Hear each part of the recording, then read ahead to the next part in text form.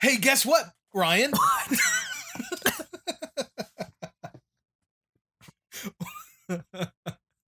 You okay? I got startled and burped and laughed all at the same time.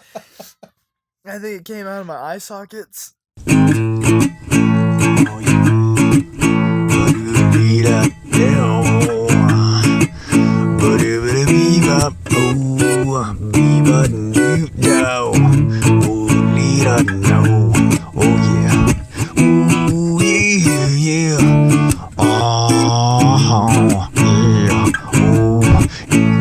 Just a bit. It's a mild day in September. A mild Thursday, even. Red Dead's not out yet. It's not out yet. You sound like you're in Red Dead mode to me. I was in Red Dead mode. I was gonna parody the Red Dead thing. You called me out. You cut my knees off. Hey, it's just a bit gaming. I'm your host, Ryan Chumpy Crash Reynolds.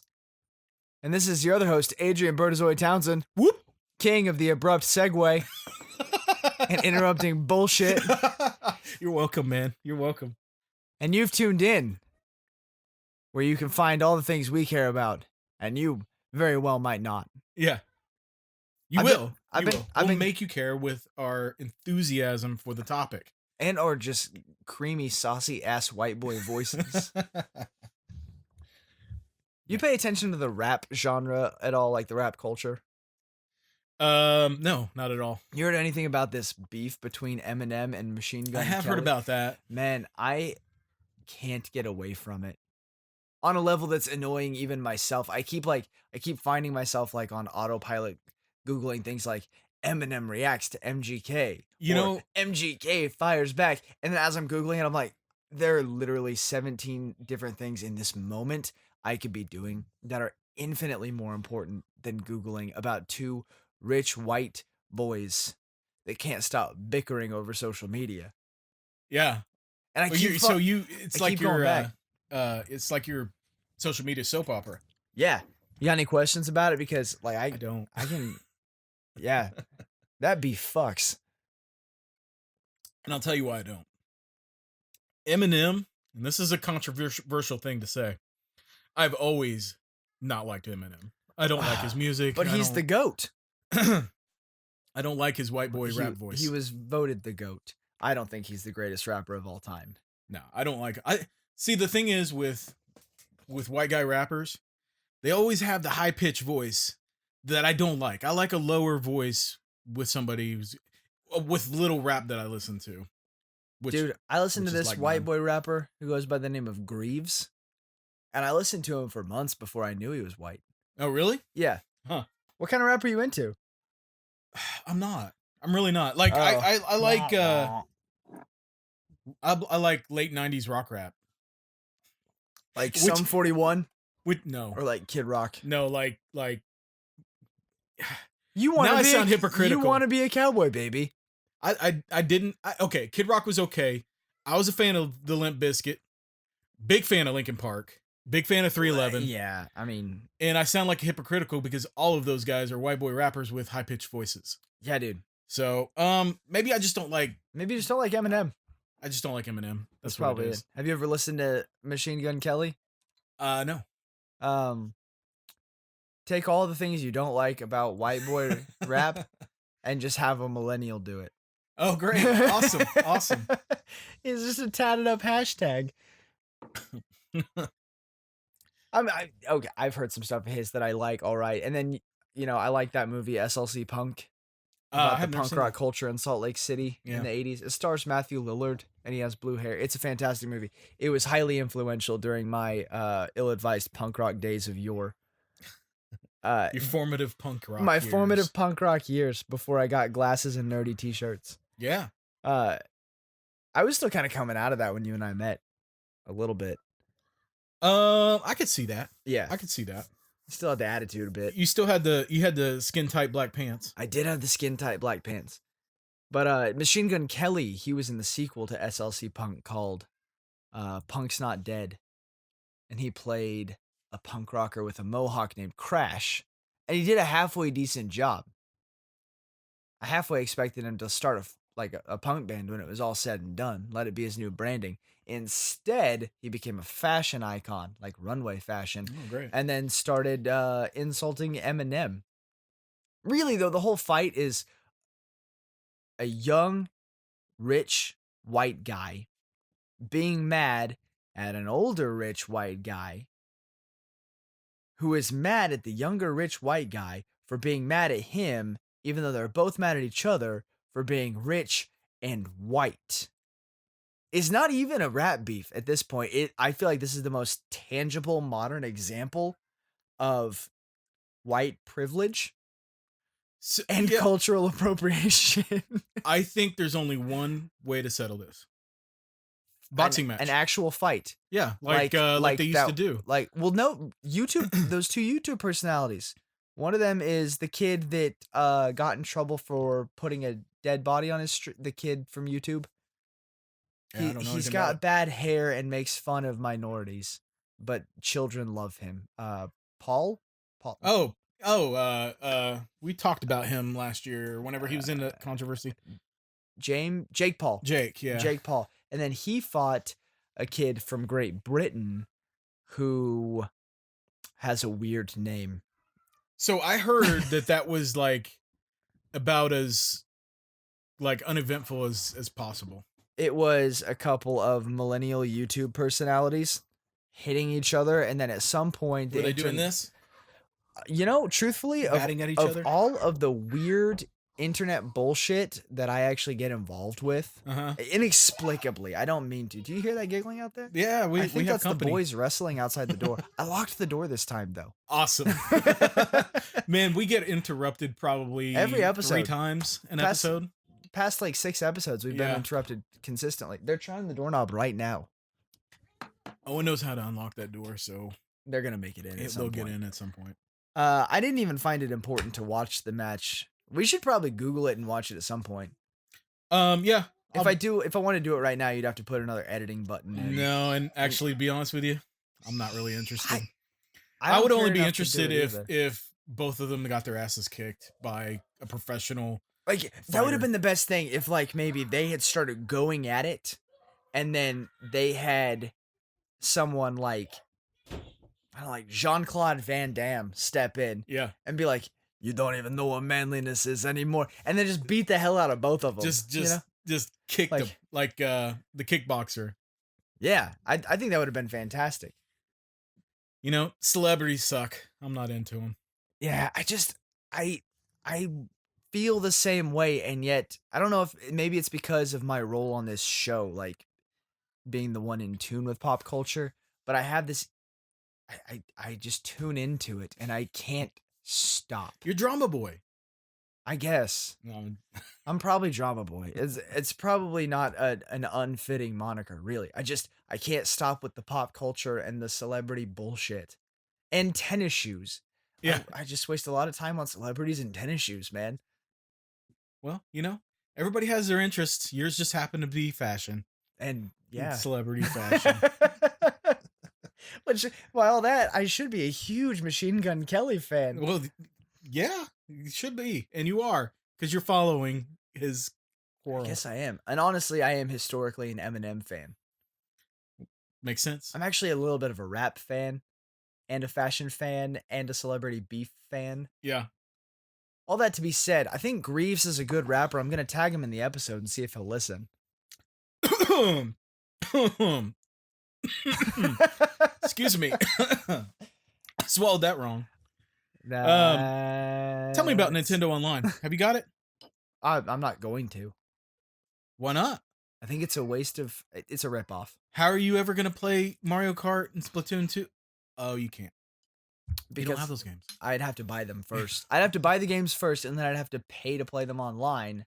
For something that was already free. It was free already, and not only was it already free, but it was already a pain in the ass to achieve when it was free. Yeah. How are you going to take something that you're saying, here, this is free. Hey, check it out.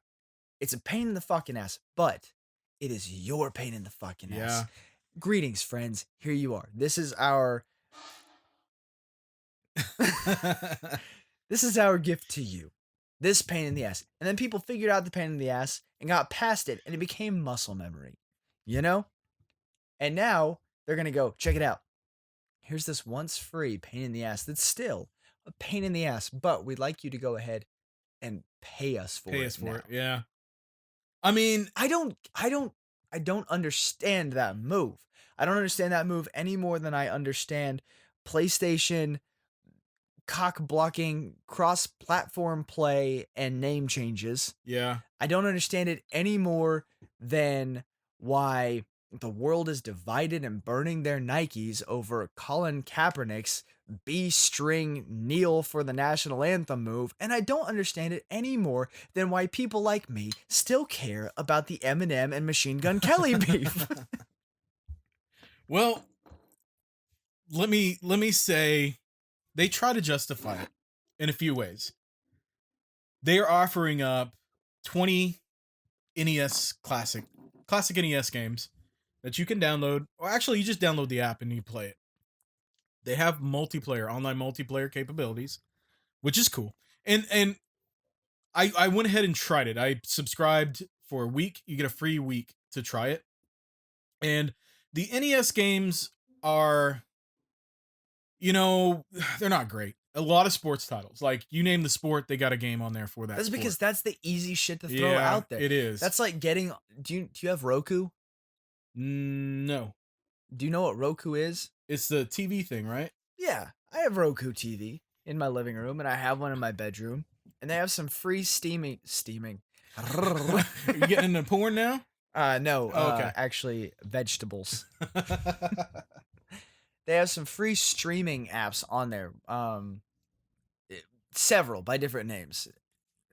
Like, I could probably come up with 10. Yeah. That are just like, you pop on there and it's like hundreds of movies and TV shows, thousands of movies and TV shows, millions of movies and TV. Like, it's the same pitch with every one of them. And then you get on and it's weird shit. Like 90s cut rate horror movies like Jack Frost 2, The Icicles Back in gives a Town. shit about, yeah. Yeah, shit like that. Or like the Comeback Football 5, and it's no longer even about a player who had to overcome odds. It's about the actual football. Like, it's just the stupidest shit, And that's what they're doing here. That's what they're doing with these sports games. They're throwing out this, hey, pay for the service you've already not been paying for, and we'll give you all of these free NES games for your trouble. And then it's just bullshit like how to tighten a light bulb 1982. Yeah. It's shit that you can play on your, what was it, TI-85 graphing calculator. Oh, I won't go that far. Some of these games are good. I'm just feeling butthurt about the entire thing. I can tell. If you're going to take a service like that and then say you got to pay for it now, but you're going to get a bunch of free games, why not just say, hey, here's an NES subscription service. Keep the online shit the way it is. People would buy the fucking subscription service just to play the classic games. You're right. You didn't have to cross that fucking wire. And okay, you bring up a good point, and I haven't thought about that. See, I was on the side of, and I still kind of am, they need to justify being able to run servers to operate these online games. Now it's broken as all hell, and it always probably will be. The fact that I have to use my phone to chat with friends online while I'm playing games with them doesn't make any kind of sense. It's ridiculous. It's convoluted. Yeah, it's weird. Nintendo's better than this. Well, the thing is the kids and I would play Mario Kart and Splatoon 2 online, and we had a blast with it. Now, in order for us to play online, we have to pay them $20 for a year. It's relatively speaking, compared to the other two consoles, it's cheap, but it's severely lacking in features that the other two consoles provide. And that's one thing that I can't really get behind. Now, and the fact that they've already got a really great system that's still selling well. Yeah. And they largely don't back down on the prices of their games. Right. Or their peripherals. They're making money. They're making some money. Why do they need that? What? I don't know what the math is. 75 cents a year out of people. So, yeah. And I know that seems so petty of me to be like $20 a year. It's the principle of the thing. Nintendo is Indian givers. That's exactly what it is. You're right. No, that's racist, I think. Is that racist? What does that even mean? That's just It is racist. it's just a It passe is term racist. why is this a running theme of our episodes? Me being worried about racism. Because we live in Oklahoma. That's and, true. You know, there's a lot of racist fools that live in Oh, this. gracious. This, Hey, if state. there are any Indian givers listening, we need to come up with a different name for you. Also, stop being an asshole. Surprisingly if you give enough, a gift, let it be. I am actually Native American, if you can believe that. Very, very small amount, but enough that I get like Native American benefits and stuff like that. Yeah? Which is kind of cool. I mean, it's really cool. I'm not offended by Indian giver. Do I count to be offended by it or not? If the government says With my fair white skin and red hair? Yes. Captain Burning Fire. Thank you. I'm going to have to... Captain Big Red. So, the other thing... Wait, Captain would be Chief. We were both looking for the word chief. Oh, thank you for that. I wasn't even thinking. One more point towards our whiteness. Yeah. They added cloud saving. So as the Switch is right now, if you put it, anything that you save on your Switch is on your Switch. And if you can't transfer that data to a PC or an external card or anything. So if I were to lose or break my Switch, all of my save games go with it. Now with this paid service, I can upload my saves to the cloud, and if I were to get a new Switch for whatever reason, I can download them again. So they're technically safe within the cloud. That is a feature that I think should have been built in to begin with. Okay, let's just take a second and pretend it wasn't. Because it wasn't? No, it's always been there. That's the point. These are features that I 100% believe were always inert within the system of the Switch, and then they go, spend a little extra money. I don't think so. And let us open these full. Maybe it had some glitches. I think they had bugs, to build it in. But what does it cost truly someone, a giant like Nintendo, to open up cloud storage to their players? Not $20 a year. Not $20 a year. By the millions of people that have bought the Switch, $20 a year is a massive fucking profit. Yeah. That is huge. And that's recurring income too. That's a $20 that you're going to get every year for the lifespan of the Switch. Right. Which is, it's smart business. You can't fault them because the problem is, not the problem. The thing is, they have a lot of loyal in Nintendo. I almost said Nintendo. Because toddlers? Yeah. Yeah, dude. You have a loyal... I would not have skipped a beat. Not even one. You have all these loyal Nintendo followers who are going to pay this price. I'm probably going to be one of them when Smash Brothers comes out. You shit. Dude, I have to play Smash Brothers. No, dude, join my campaign of not having fun. Well, and to be honest with you, we both know I'm gonna fucking pay for it. Just my kids still like to play the Splatoon and the Mario Kart. I gotta have it. I know, I get it. And one of these days, whenever I start buying multiplayer Nintendo games, then you'll be on it. Then we both know I'll get on it. Yeah, right now I have nothing to gain from it, so of course it's very easy for me to be. It's one of those things that just don't get it until you have to get it. Yeah, like a vasectomy. Like when Smash Brothers comes out, I think that's when a lot of people are going to jump the ship. Do you realize how much money Nintendo's going to make just on that subscription when Smash Brothers comes out? Easy. Yeah. And then the service is going to crash and they're going to be like, oopsie. I've already reserved. Sorry, everybody. We need $40 a month to repair the service. That is going to happen. That is going to happen. Of course it's going to fucking happen. Or they're going to have what happened to Sony several years back when the data breach and PlayStation Plus or PlayStation Online went down for like a month. Remember that? Yeah, I do. That's when I was just really getting into online playing again. Yeah, I have a feeling that's going to happen here. That kind of squelched it for me. I haven't been back into online playing in that capacity again since. That was a major bummer when that happened. It really was. And I don't see it out of the realm of possibilities for Nintendo because took the wind right out of my sails. They're so freaking dumb when it comes to online stuff. I just don't think they have all their Nintendo? All the rows in order. Talking about Nintendo? Yeah, Nintendo. Yeah, I don't know. It's getting on board with Nintendo's online practices is like clapping after your kid says, check this out. And then you're not sure what exactly they did, but they look just proud as hell anyway. Mm-hmm. You know? When they're like, hey, dad, watch. And then they do something, and you're like, that just looked like movements to me. But then you clap and congratulate them anyway because they're toddlers. Yeah. This is what Nintendo is doing right now. Except for it They're costs you $20 a year. yeah, so it's cheaper than having actual toddlers, and you have to feed them less. But still, you get my parallel here. It's like watching a toddler or a drunk friend stumble through the room looking for something soft to lay on, but it costs you. They're crashing with you, but you still have to pay their rent. Yeah. Yeah. It was a rough parallel, but it had legs. You got there. I got that. I landed on something soft.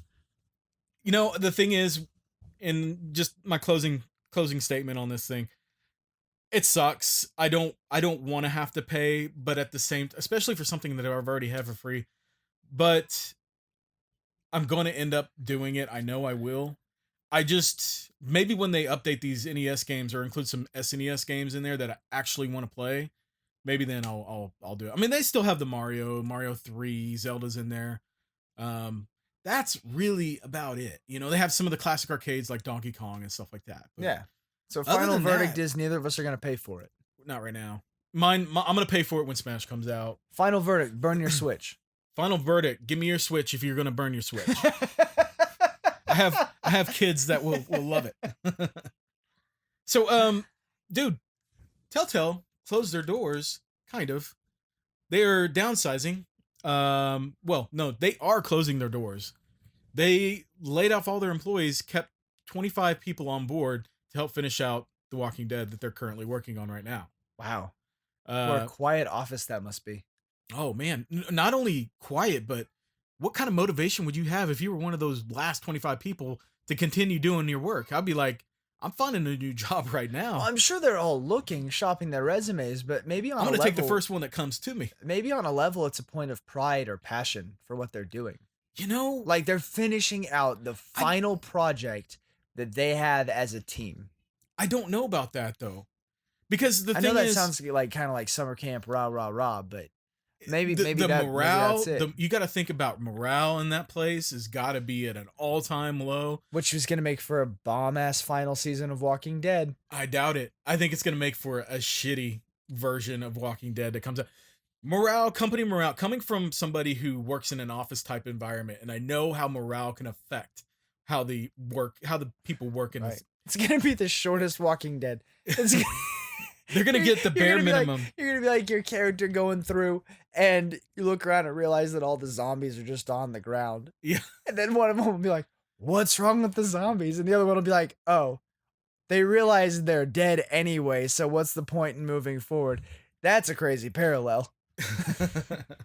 Or they can. The zombies are just like, there's only 25 of us left.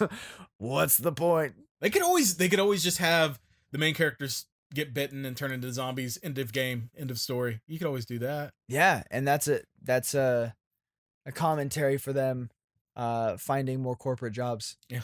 Well, here's the shitty part. Those people that got laid off without severance. They just flat came into work. Sorry, You guys, don't have a job anymore. You don't have a job anymore, and that's just as bad as being fired. You know, for Yeah. something you did wrong. Yeah.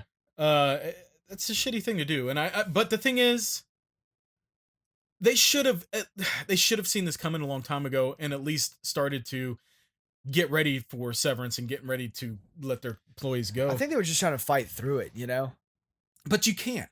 When you release the same damn game every year, several times a year, with different characters painted into it. yeah, people are gonna get sick of it, and that's what happened to me.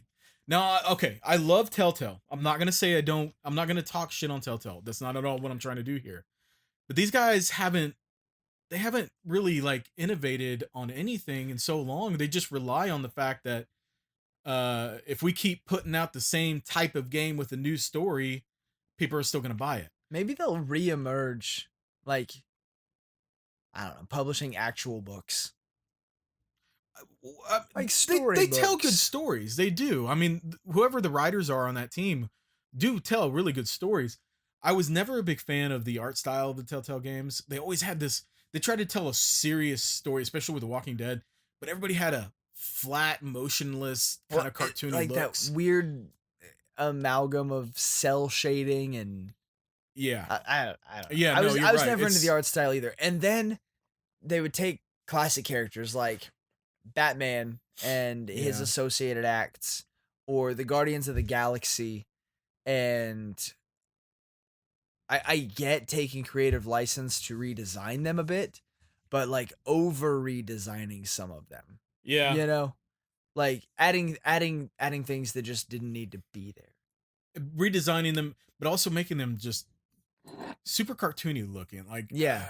when you try to tell a serious story and you got these cartoony characters, it's hard to follow. And okay, I started The Wolf Within once I started that one too. and I got bored. Yep, that's the problem. And You nailed it right there. yes, and I started Sherlock Holmes and I got bored. Yeah, And then I started one of their Batman ones and got bored. yeah.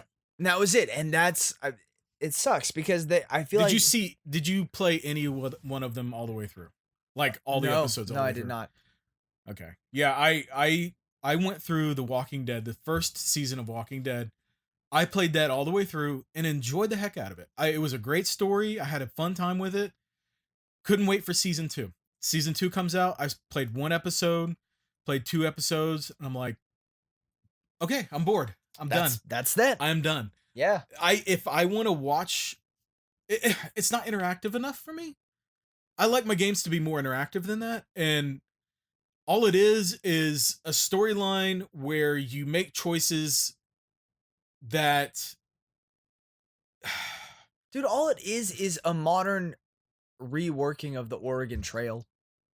or those old point and click adventures. Yeah, same shit. It's the same as those, yeah. You know? Sorry, you got typhoid fever crossing the river Yeah. and you died and all of your possessions floated downstream to your arch rival. And then in like Batman, you're like, sorry, you got typhoid fever crossing the street and the Batmobile ran up the road and the Joker got it. And then Yeah. in Guardians of the Galaxy, they're like, sorry, you got typhoid fever crossing the Milky Way and now Thanos killed half of your friends. They did kind of rely on well, at least in The Walking Dead, they relied on a lot of I'm killing off main generalizing. characters. I know I'm generalizing a lot, but I mean that's the way it always came across to me. I had friends that were into streaming, especially like at the height of the Telltale thing, Right. that would get on and try to stream this, and I'm like, It's boring. why? Yeah. The pictures don't even move. That sounds so ignorant of me. Like there's no pictures in the book. These pictures don't move. But I mean that's a part of it. Like, why would people get on and watch you stream that? Yeah. Dude, to be honest Sorry, with you, Telltale. My heart goes out to okay. you. I'm gonna sorry. get a little We're- bit positive We're here. picking you apart here. I loved Telltale Games. I did. And I loved them for The Walking Dead. But The Walking Dead, the first season of Walking Dead, you got to think that game came out 5 years ago Right. at this point. I don't know. I'm guessing that, and they're still putting out the same games with the same formula. I got bored with it really quick. And I know, obviously, I'm not the only one who got bored with those games.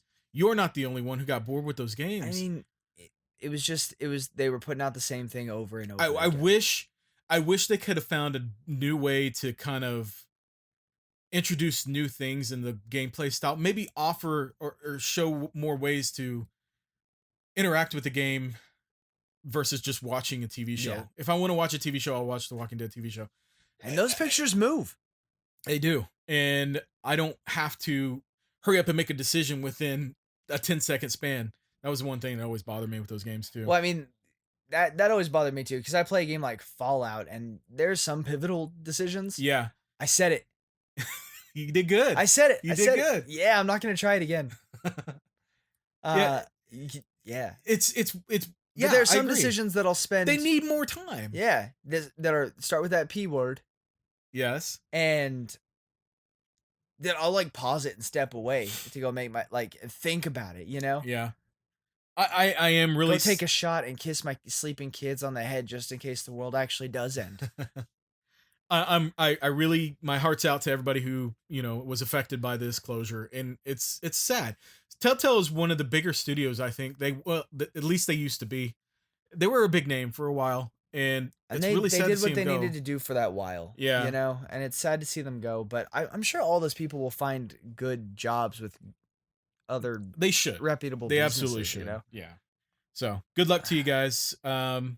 Sorry we bitched a I little. wonder if this is the end of adventure games for a while, or point and click adventure games. I think it probably is because that was, like I said, it was a revisiting of a 90s and early 2000s trend, and Yeah. history repeats itself. Yeah. So that's a big part of it. Like you see these point and click adventure studios like Telltale, even the giants like that, closing their doors when we're in a renaissance of the kind of rebirth of the 3D platformer right now. Right. So it's just history repeating itself. Well, and if you And think here in about it, about 15 years, everyone's going to act like open sandbox worlds are new. yeah, And then everyone's going to go, holy shit, Battle Royale? it's gonna Except make a comeback. it'll be all of us with actual guns because the world is ending. But if you think about it, We're just going to skip over that one. It was a pretty good point about the end about of the the world. end of the world, Yeah. I'm not married to it. I'm still tweaking it, but that may be the way we all go. I just glazed over it because of It's just more of my bullshit. It's there's been no proof of the matter yet, so that's in the future. That's in the future. Yeah, fuck the future, We're dude. talking about now. I'm living for right now and this beer that I'm drinking. But if you think about it, when those point and click adventure games were really big in the 90s, all those studios are gone now. Like Sierra, LucasArts Games. Let's see. Exactly. And that's the point. They were big then. And this is the newest chapter of those type of games. Yeah. I leaned back. I shouldn't have.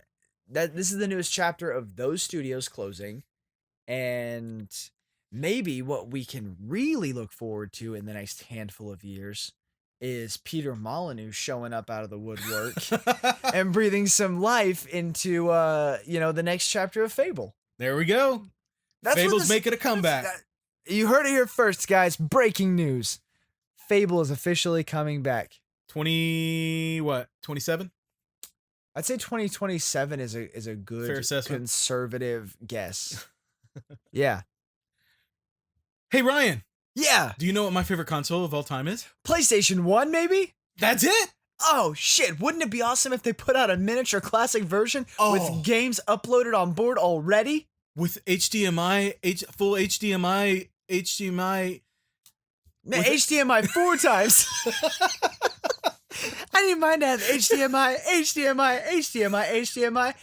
and look fucking pretty. Dude, that would be amazing. If only If only. they had put out a release date. It'd be so neat if they'd announce it. Oh my gosh, man. You are getting me all excited for no reason. I know. Guess what? PS1 Classic? They announced one. Yeah. They announced enough for everybody to buy one. So That's categorically more than one. PlayStation did it right, though. Like, you can actually get one. Nintendo always messes this part up. It makes I don't it to think where they messed it up. I think it was marketing. it's shitty marketing is what it is. Give the people what they want. You want to make that money? Give them what they want. What year do you think we'll get a Switch Classic? Oh my gosh. 20 years from now?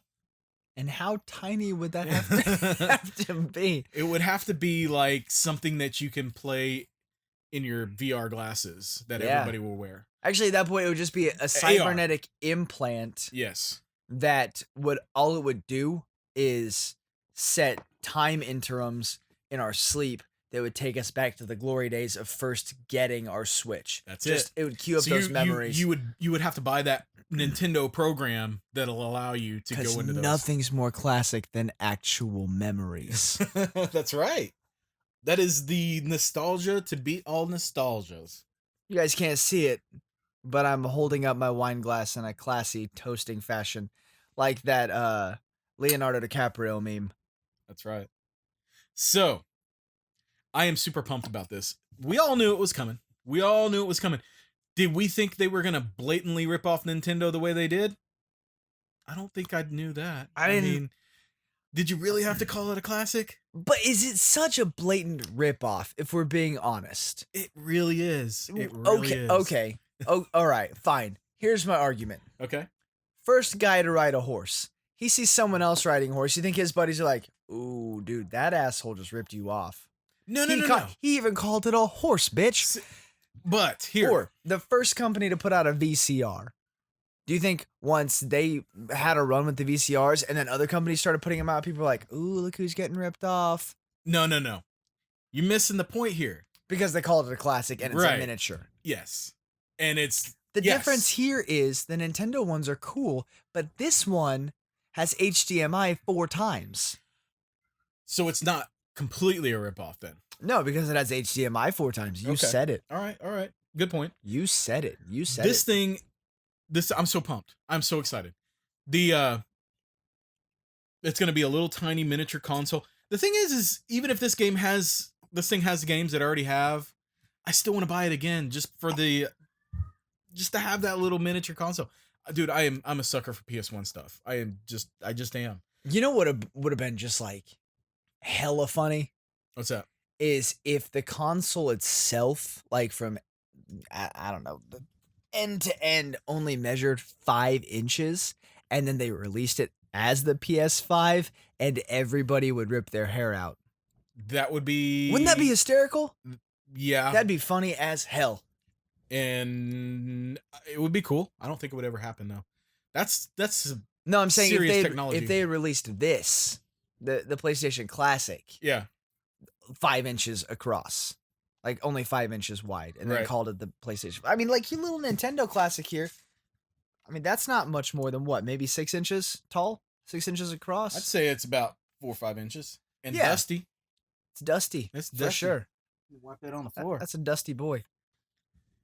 Anyway, so the PlayStation Classic, man. Here's the thing that I don't really... Now, I get it. I don't agree with it.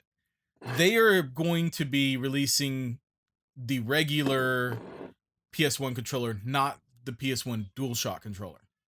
That's stupid. It doesn't make sense. No, it doesn't make sense. So they released the DualShock for a reason. They're putting out the Classic with the Classic. Yeah. I get it, but that's stupid. Nobody wants that shit. No, nobody does. Nobody does. I that is honestly the truth.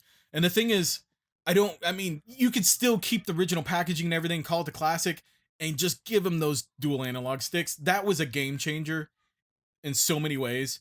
And a lot of PS1 games utilize that. But then again, a lot of games can be played without it because when I had a PS1, I never got a DualShock controller. My DualShock controller didn't come until I got a PS2. So I didn't get to I think that's the same case with most people, but the whole point of that is that it was a cultural shift. Nobody wants the original pre-DualShock shit. Yeah. Nobody wants it. I agree. You talk about, I got my DualShock when I got a PS2. You don't talk about how great the original PlayStation controller was. Because it wasn't great until they added those nubs, and I agree. But I mean, I'm a judgmental asshole this episode, apparently. Before I got those nubs, when it came out, when that DualShock came out, I remember thinking, why did I need that? Why do I need that? That doesn't match. I bet that would have been the conversation we would be having back then on this episode. Yeah. Why even put it out? Your shit works. Why make me pay for something new when I got one? That is absolutely the truth. You are so right, man. But the thing is, I really did see it that way. And I remember having these conversations with other friends at school being like, I'm not buying a new controller. My controller works fine. Why do I need these 2 nubs? Little did I know how much of a game changer that is. But the thing is, we know that now. We know it now. And that's all that matters. So it should be included. So they've only announced 5 games so far, but there's scheduled to be 20 games on the console when it comes out. Those 5 games are actually a really great lineup. Some of the best games that I would choose to be on there. Wait, I haven't even looked yet. I want to guess. Go for it. Just say yes if I got it. 5 games. And say yes if I didn't, because I don't want you to hurt my feelings. All right. Tekken 1, 2, or 3? Yes. All 3 or just one of them? 1. Is it Tekken 3? 3. All right. Spyro? No. Fucking really? No Spyro. How are you gonna... All right, whatever. Mortal Kombat? No. You got 2 more. Crash Bandicoot. No. Jesus. 1 more. There's nothing classic about this. No, it's very classic to me. It is. Final Fantasy. Which one? Not 1. No. Because nobody cares. Which one of the 3 main titles that came out on the PlayStation? 3. No, it would be 7, 8, or 9. Which one? 7. Yes, 7. I just Okay. threw out a number when I said 3. So it has Final Fantasy VII, Jumping Flash, Ridge Racer Type 4, Tekken 3, and Wild Arms. Okay, so Wild Arms almost matters. To me, Wild Arms is the jam. That was my game back I played then, that man. limitedly.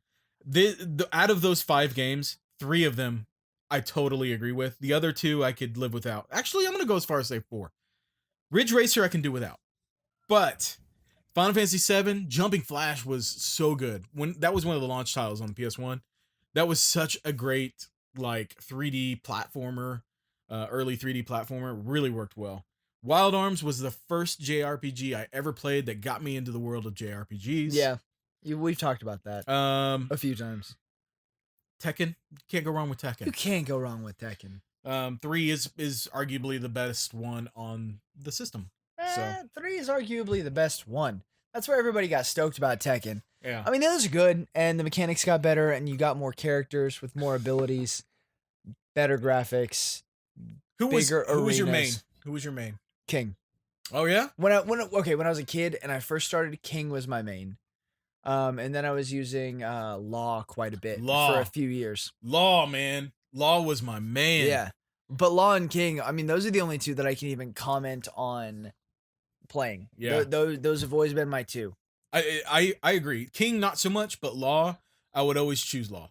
He was the Bruce Lee of Tekken, and Hell yeah. I loved it. It was awesome. Yeah, Law is great. Yeah. So, I'm excited. I've already got my pre-order. It comes out December 3rd. I thought it would be fun for us to come up with a list of games, and we're gonna play things up a little bit differently here. We're not gonna do the traditional what everybody else is doing and say what are the top 20 games that should be on this console. No, I'm gonna say the top 20 games that are special to you. Special. Yeah, to it, not ones that I think everybody would want, but ones that I would want. Ones that hold nostalgic place in my heart. Not ones that I played more recently or more well known to be classic now, but the ones back then that I played that were very special to me then. I think it's fun. This list was very hard for me. You know why? I had a hell of a lot more than 20 to put on this list. This list was really freaking easy for me because I had limited experience with the PS1 in my youth. Yeah. And I think I played about 5 games on it. Oh, yeah, that would be easy. So you could just choose the 5 that you played and call it good. I don't want you to underestimate how little I worked on my piece of this episode. Well, I didn't put it. I put a little bit of thought into this, but it wasn't work. You know, like I know what games I love on the PS1. Oh, sure, yeah. And they're still classics to me. The hard part to me was which ones am I going to mention and which ones am I not. So, Ryan, I'm gonna let you start. What is one game that you would put on there? Well, in my guesses, I pretty much named the games that I would want to put on there. You know, let's start with Spyro then. Why Spyro? Spyro was huge in my formative years of gaming, because I came up with a lot of people my age. Most of the people my age. We've talked about this before. The 3D platformer and the birth of that culture, right, was huge for me and huge for the people my age playing, the people that I grew up playing with. When I had a PS2, I had a bunch of PS1 games given to me, I think. And it was backwards compatible. So see, that's the other great thing about PS1 is like all the games they're all backwards compatible all the way through the PS3. Right. And I played Spyro a lot even when I had a PS2. The first one or all of them? All of them? Yeah, I was a Spyro fan when I was younger. I couldn't get into it. But I mean, you got to think about it though. The age that I was, you and I have always been. I mean, we're just the right age gap that the stuff that I was really into, you may not have been so into at the time, and vice versa. But that would have still made sense for us to be into the same things. Yeah. You know, like What do we have? We're about what? 6 years apart? I'll be 30 in November. And I'll be 36. Yeah, we're 6 years apart. Yeah. 5.5 years. No, I'll be 36 in December. So I'm Oh yeah, that's right. 6 years in a month. Why for a second I thought your birthday was in April. Let's just change it. Okay. It's okay, back in April. Yeah, so it's 5.5 years. Yeah. So I mean, you got to think at the time when Spyro came out, the age I was at. You know, I was still a kid. You know, I was a preteen. Yeah. If not younger. I don't even remember what year Spyro came out, but Spyro, I want to say it's like 97, 98. Yeah, so I was at the preteen end of being a kid. Okay. And you got to think it's a spiky, spunky purple dragon. He was spunky with an attitude and an ego. Yeah. And he's destructive and fast and loud and pyromaniac and still beats up the bad guys, and there's a moral of the story. Yeah. And it was in a 3D surrounding, which was relatively new and exciting at the time. So of course that was everything to me when I was a kid. That was up there with maybe not as high, but it was in the same range of I guess like feels as like the excitement of like Mario 64 or Ocarina of Time. Yeah. And all those other 3D platformers, and it had for the time a relatively open feel to it. You know, it was. I agree. Where you know, like I dug Crash Bandicoot, but that was very linear. You know, you're running on a track. It was a track game. It was on rails, and Spyro wasn't. Mario wasn't. That's been the running theme of my gaming career, is that I don't like shit that puts me on rails. That would make complete sense then. Spyro very much is one of those. It was very big. It was still enclosed, but it was more open than. But I could move in any of those directions within my enclosure. Spyro is one I remember renting and being like, yeah, that's a game. I wasn't really big into it. I'm excited for these remaster ones that are coming. I'm gonna give it another chance. But it didn't do anything for me when I was younger. Among those years, the game that I rented that did nothing for me was a game called Gex. Gex, I did enjoy. The first Gex was really good. Agent Gex, I think, was one of the games. That was the third one, I believe. And I rented it. I remember. Enter the Gecko. Yes. And I was relatively close to the beginning of the game, and I fell off this platform into a pedestal with fire. Yeah. And Gex was like bouncing in the fire with his ass singeing. Yeah. And this voice came over the game that said, "I am the Lord of Hellfire." So if you want, and I turned it off and told my mom, This game has the devil in it. Oh, really? I can't play it because Oklahoma. Gex is the epitome. Yes, the epitome of the '90s culture, pop culture. Yeah, yeah. He would spout all these one-liners from different movies and stuff, and that was his thing. He was the Bruce Campbell of video games. Yeah, and honestly, now knowing all these years removed, it's a pretty rad franchise that honestly I'd like to revisit. But that's not the conversation we're having. Yeah. We're getting way off track here. We really, really are. And I'm the one reining us in. You reined us back in. Thank you. You realize how far off we are whenever I'm going, whoop, pump those brakes, little fella. Pump the brakes, Big Red. We gotta drive back home. All right. So, okay, since you got like 5, I've got 20. And I'm going to go through these relatively quickly. Did you actually put 20 on your list? Dude, I told you I couldn't actually do. I'm not going to talk about in depth with all 20 of these, but I am going to do 5 for every one that you do. Thanks for tuning in, guys. Stick around for the post show that is Adrian and nothing but Adrian. Talking to Adrian about Adrian. Okay. I'm going to get this going because I want to make it quick. Wild Arms. Okay, my top 3 are actually. This will be a fun game. You have to squeeze in your reasons before I say, bam. And when I do that, even if you're in mid-sentence, you got to move to the next one. No, I can't do that. We're going to do it. Dude, you just went into depth about Spyro. I got a few of these games I want to go into depth with. One game. Okay. The first 3 games on my list are games that are already going to be on the console, so that's a plus. So no dice on the buzzer? No dice on the buzzer. I'll be quick. Wild Arms, I've already talked about. Final Fantasy VII is a given, obviously. That is my secondary entry into JRPGs. Jumping Flash, I already talked about it some at the beginning. So yeah, Jumping Flash would absolutely be on my list. Final Fantasy Tactics. I did a whole freaking side quest episode on Final Fantasy Tactics. You did. If you guys haven't heard it, go back, find it. It's a great show. My brother has the same amount of passion for that game that I do, and we go into extensive talk on that game. It's a great game. Resident Evil. I talk about Resident Evil all the damn time on this show. Resident Evil is the first game that scared the ever living crap out of me. And oh no. That is the second game that ever scared the ever living crap out of me. The first game would be the original Doom. Yeah, Resident Evil is amazing. And those are my 5. What's your number 2? Oh, I hope Crash Bandicoot. Okay, number 6 is gonna be. I'm just kidding. I mean, that means you were ascribing to my game. Oh, I was. I was willing to go with it. You were. Okay. I was. What is your number 2? This is going great.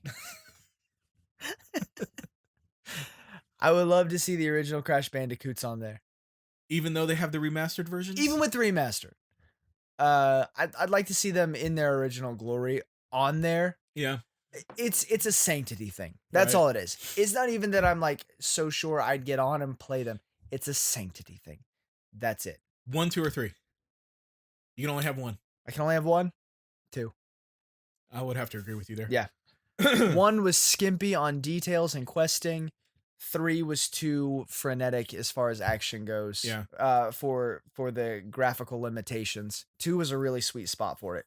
I'll tell you, when Crash Bandicoot originally came out, I remember it very vividly. Crash Bash would be fun too. I never played that one. Yeah, it's fun.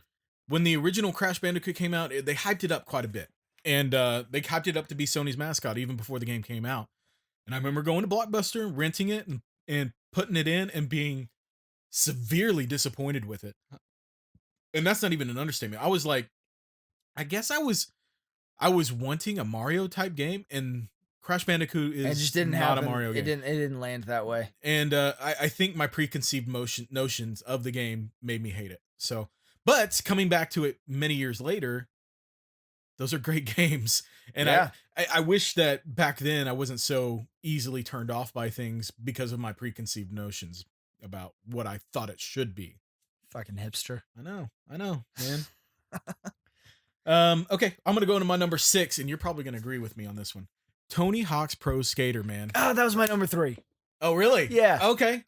Tony Hawk's Pro Skater. Actually, okay, mine were in no particular order. That was going to be the next one that I said. Well, we can talk about it right now because that is a fantastic fucking game. And it's fantastic still now, wherever or however you play it. Yes, I It's agree. still just good. Tell me about your first experience with Tony Hawk's Pro Skater. Okay, so we had this kid living next door briefly when I was a kid. And I don't remember his name. I want to say it was Toby. Leroy. It was Leroy. Yeah, Leroy. His last name was Jenkins. At some point, he got famous and popular and then moved away. I know that guy. Yeah. So this kid, he had a PlayStation, and this was in the time that I didn't have one. Actually, I don't remember if I actually had a PlayStation as a kid or if like one of my cousins did. I don't actually remember. Right. We were generally a Nintendo house though, but this kid had a PlayStation, and he and I had walkie-talkies because our bedroom, like my bedroom window, was like 15 feet from his bedroom window, and we would talk on our walkie-talkies. And he was like, "Hey, you want to come over and play this game about skateboarding?" I was like, "Yeah, I'll come over and play this game about skateboarding." So I went over and we played Tony Hawk in his bedroom. And that was my first foray into that world. And then as soon as I had a system that I could play Tony Hawk on, Yeah. I think once I had a system that I could play all of the big titles, like at the height of that craze, I played all of them. Yeah. All the way up through the second American Wasteland. Oh, yeah. They got kind of ridiculous after a while with how many they were coming out with. Yeah. It was like the Assassin's Creed of video games back then. Yeah, dude. They came out all the time. Man, I got a demo disc in a magazine or something and played the first Tony Hawk that way. Fell in love with the game instantly. My brothers and I would play through that same warehouse stage over and over and over again. And we loved the music in the demo. The music was a big part of why that game was so special. There's a song off of that game called Superman by a band called Goldfinger. And it's off of their Hang Ups album. And that is still to this day One of my all-time favorite albums. Oh man, I love that song. That was a great song. I All of love them, that man. band. But I mean, I was into ska as a kid and I a was too. teenager I was and too. an adult, and still am, and trying to start a ska band right now. Well, But that's my problem. let us know when that happens. That's my ailment. Yeah, we were deciding if we were gonna call ourselves Dad Hat and the Bargain Shoppers. Or Malone suggested Shark Claw. I like Dad Hat and the Bargain Shoppers. We already agreed on Shark Claw. Because he said, because you can have a picture of your name that goes like this. Oh, And that's they yeah. made a pretty, That's a scary claw. yeah, it was pretty threatening. Okay. Okay, you're good. Go with it. Thanks, man. Yeah, Tony Hawk was great. I remember buying that game when I worked at Toys R Us, actually. Used my discount, was able to buy it, and I played that shit out of that game. I bet. Number 7, Tomb Raider, the first original Tomb Raider, one of my all-time favorite classic games. Tomb Raider was my runner-up on my 5. Was it? Yeah. That game was fun to explore. It was one of the first really immersive games besides Resident Evil and the other JRPGs that I mentioned. Number 8, Silent Hill. Silent Hill was equally as frightening and amazing as Resident Evil. We got like I really hope the microphone picks up what's happening outside. oh, it does. It does. Outside of that wall right now. Number 9, ESP and Extreme Games. Did you ever play this? No. This was a game where you could be a roller skater, a skateboarder, a bicycler, or a luge boarder. Oh, so this was before it got shortened to X Games. Yeah. Well, that would have been around the same time. This game came out in like 95. This would have been around the time of the birth of X Games. Yeah. Well, this game, you could pick any of those 4 categories, and it was just a racing game. Had to race through these different gates and stuff. That game was so fun. I loved it. And that was a demo of that I played over and over again. Number 10 would be Mega Man 8. Mega Man 8 was the first real Mega Man game that I ever owned, and I literally played that game to death. Mega Man 8 was the first Mega Man game I ever played. Really? Yeah. Hey, that's usually not people's first Mega Man experience, and it was. A lot of the classic people who love the classic games don't like Mega Man 8. It's universally hated amongst classic fans. But I love it. And it had the leg up of being the first one that I ever played.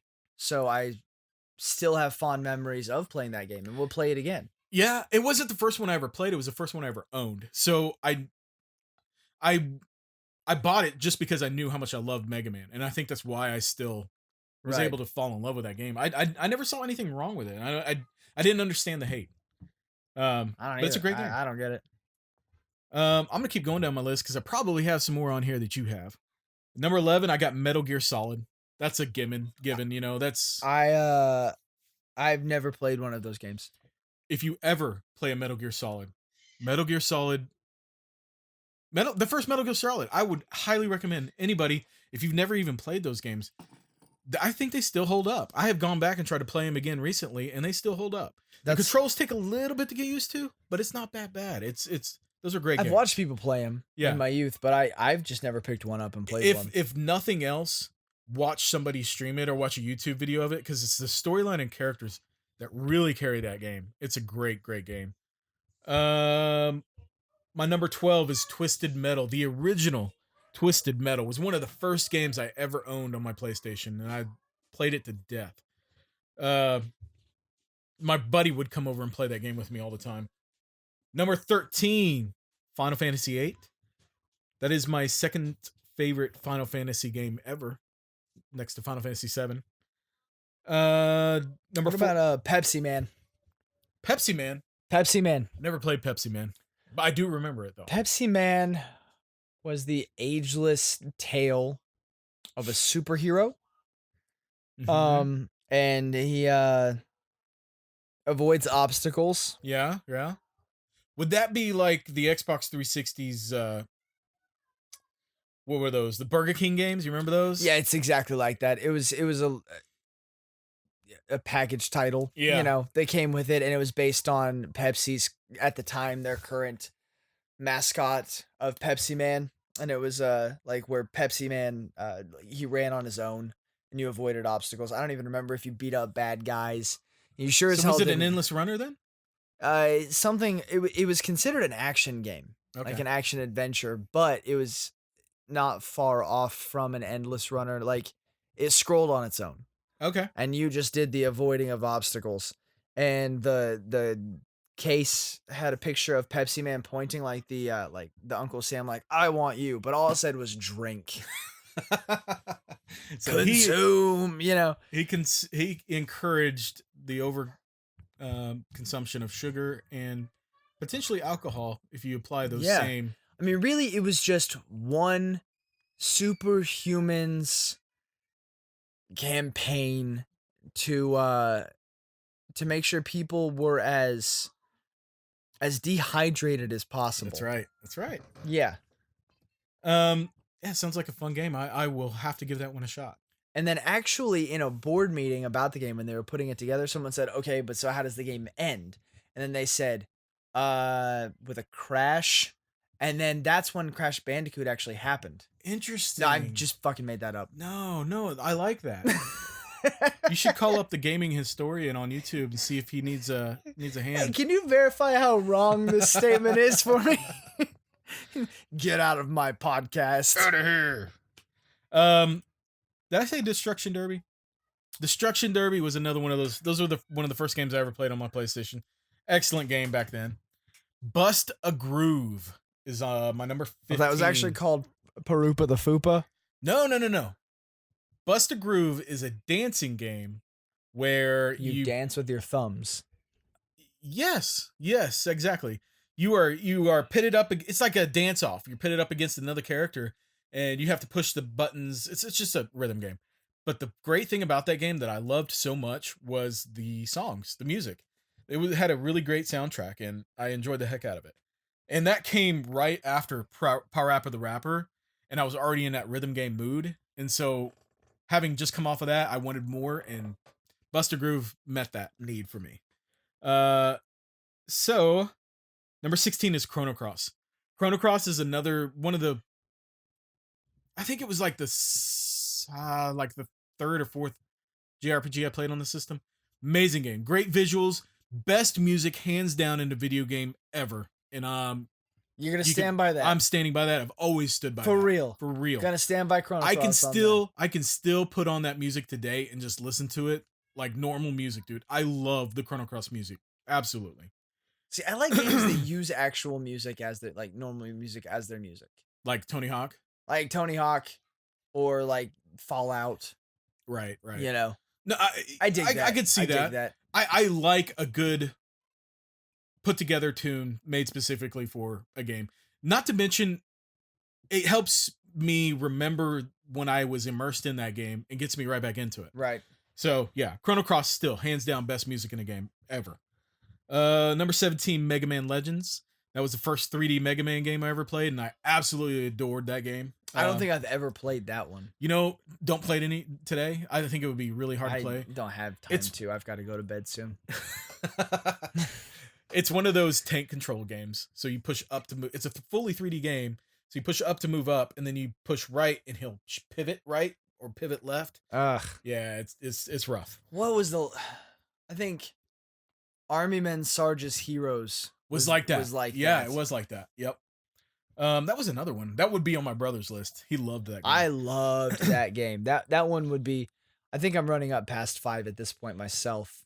But that one would be on my list as well. Hey, that was a good game. Also, Disney's Tarzan was surprisingly good. I don't think I ever played. I played it on the N64, but I never played it on the PlayStation. Are they the same games, or do you know? I think it was probably the same game. Is it a 2D or 3D platformer? I remember playing a 3D platformer. Yeah, I think you're right. Yeah, I know I can get behind that. The N64 version was not bad. That fly. You should have caught it. Well, that damn thing needs to go. I bopped it. I gave it a little swat on the booty so it knew to stay out of the rest of our show. That fly has been bothering us this whole episode, man. I let it out of the bathroom earlier. Yeah, you messed up. Done fucked up, son. Number 18 for me is Loaded. Have you ever heard of this game? Does it have anything?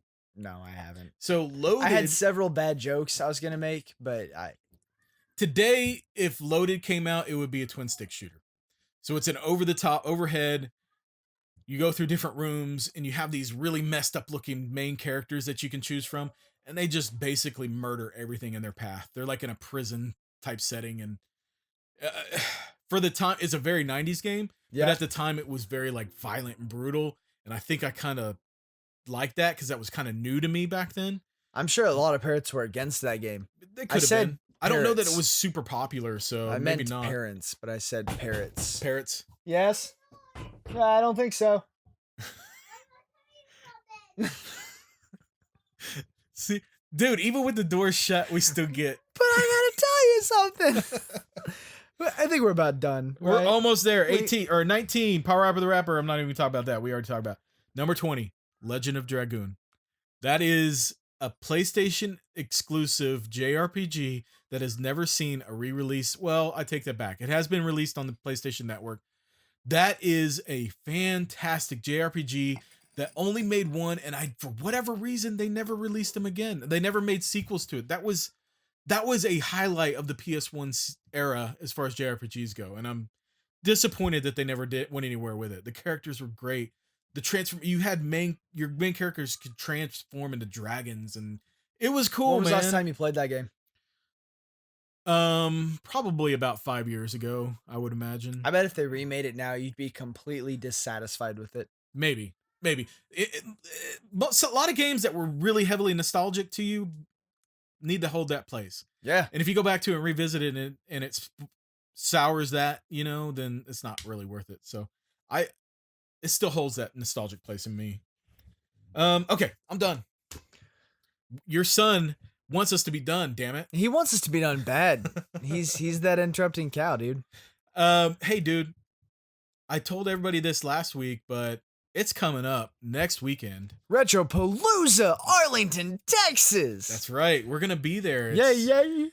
I'm so excited, man. I can't wait. And we're gonna wear some Just a Bit t-shirts that we got made. We are, yeah. And have some Just a Bit stickers that we got made. That, you guys, if anybody with the is new there, logos that we made. it's not a logo.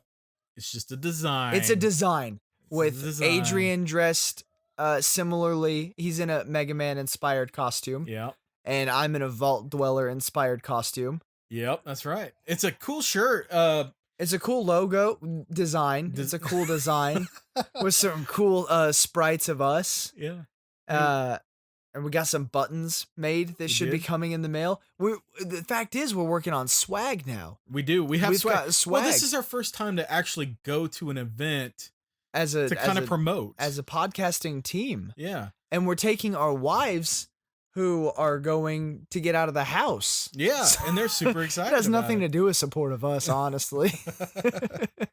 I'm so pumped though, and if you guys are gonna be there and you see us wearing our Just a Bit shirts, come up and say hi. Yeah, just so we would be more identifiable to the people that are listening.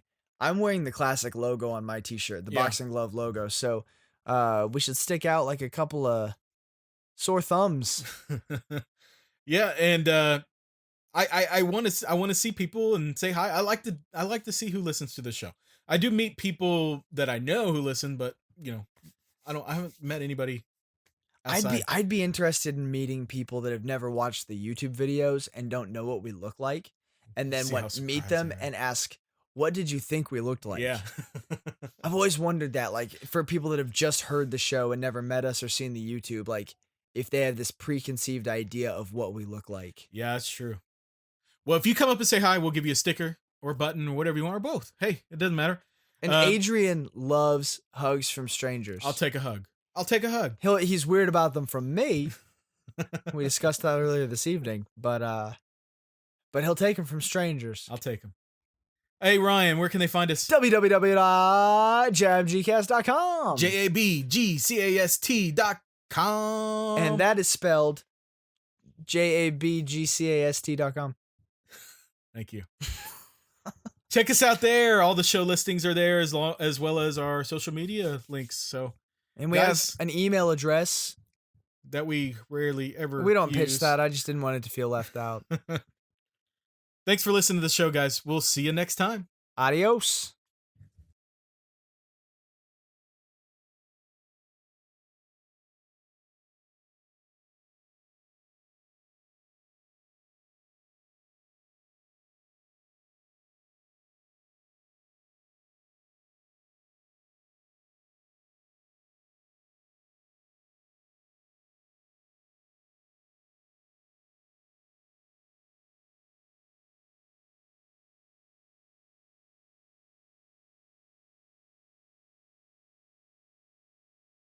Nice. What? So What am I guessing? my do you know what my favorite console is of all time? Here, catch your breath for a second. Here, take a drink. That's what did it to me. I have hiccups now. Oh, great. You're welcome. You're welcome. You're welcome. You hear that recoil? Yeah. That's like a 22 revolver. Oh, shit. There it is. And you ruined the rest of the episode. All right, I think I'm good now. Okay, I'm gonna do it again. You ready? All right. Hey, guess what, Ryan? What? What's my favorite? What? Let's try this again. Hey, Ryan, what's my favorite console? It was too rapid fire. Hey, Ryan. Hey, what? You are fucked. Dude, when I get the hiccups, they don't go away. No. Are you the same way as me? I usually only have one hiccup, and then it goes away. Mine So lasts me for having like an them, hour. having multiple hiccups. Did you inhale that tea? I did. That's why I was coughing. This doesn't ever happen. I only ever have one, and then it goes away. I scared the hiccups out of you. You scared him into me. You dumb bitch. I think that's a major accomplishment, I must say. Okay. All right. Hold your breath. Hold your breath. Hold your nose. Sounds Hang like upside I'm down. fucking someone with a stutter right now. Fine. Let's hold our breath.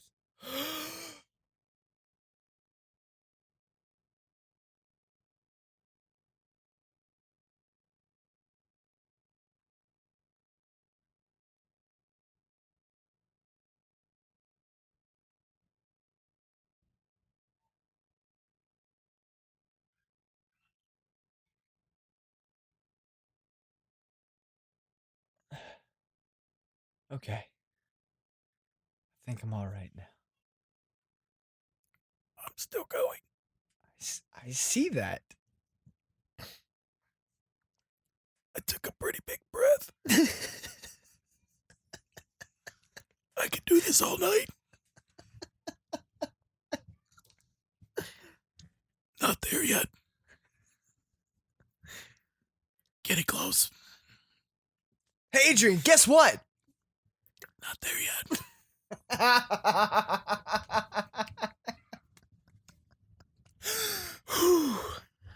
That was like probably my record. Really? I should have kept mine. See how far I could go. I was still comfortable when I let it go. Were you? Yeah. I thought it was a competition. I took it as a challenge, man. Do you have hiccups? No. We did it. Yeah. All right, now startle me again. Okay.